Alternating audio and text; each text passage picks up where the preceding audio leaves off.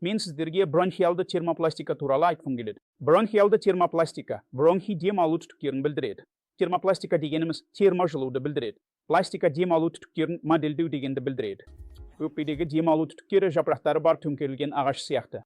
Сондықтан астма кезінде бұл түтіктердің диаметрі кішірейеді. Сондықтан бұл диаметрді қайтадан қалпына келтіру үшін ингаляторлар, небулайзерлер сияқты дәрілерді қолданасыз. Бірақ кейде бұл түтік өте кішкентай болып қалады, және солай тарылып кетеді.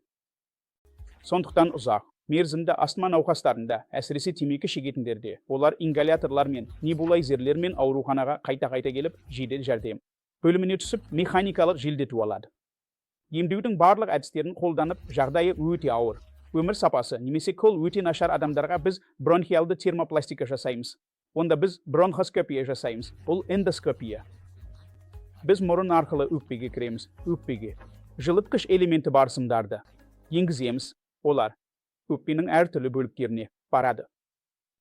Бірнеше минут ішінде біз өкпені қыздырамыз. Сонда тарылып жатқан түтіктер қолданылған жылу арқылы тарылудан сақталады. Бірнеше апта ішінде 1-2 рет отырыс өткізіп, содан кейін өте ауыр бронхиалды астма ауыр болмайды. Сіз жедел жәрдем және қарқынды терапия бөлімшесіне жатқызудан аулақ боласыз, және тек негізгі дәрі-дәрмектерді қабылдайсыз. Өмір сапаңыз қалыпты жағдайға оралады.